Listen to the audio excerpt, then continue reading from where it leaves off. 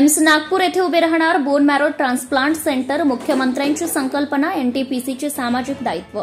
विदर्भातील sickle sale आणि थॅलेमिया ग्रस्त रुग्णांना नजीकच उपचारांची सोय व्हावी आणि त्यांच्या उपचारांसाठी मुंबईवर असलेले अवलंबित्व कमी व्हावे यासाठी एम्स नागपूर येथे बोन मॅरो ट्रान्सप्लांट युनिट सुरू करण्याची संकल्पना मुख्यमंत्री देवेंद्र फडणवीस यांनी मांडली.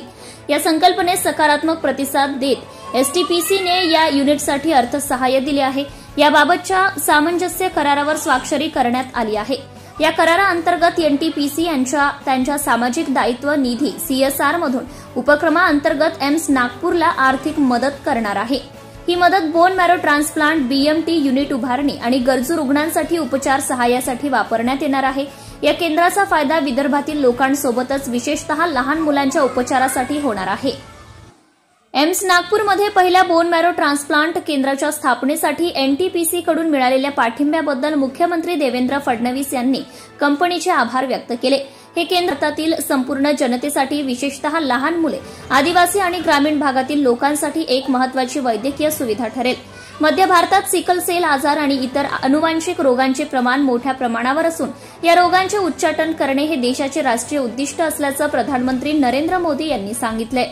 एनटीपीसीकडून या उपक्रमासाठी पुढाकार घेतल्याने एम्स नागपूरमध्ये बोन मॅरो ट्रान्सप्लांट केंद्र उभारण्यासाठी आवश्यक निधी उपलब्ध होणार असून या उपक्रमामुळे गरजू रुग्णांना मोठा दिलासा मिळणार असल्याचं मुख्यमंत्री फडणवीस म्हणाले. एनटीपीसीकडून बोन मॅरो ट्रान्सप्लांट युनिटच्या पायाभूत सुविधांसाठी, रुग्णांच्या उपचार आणि औषध उपचारासाठी सहाय्य देण्यात येणार आहे. हे युनिट एम्स नागपूरच्या MIHAN येथील परिसरात उभारले जाणार आहे.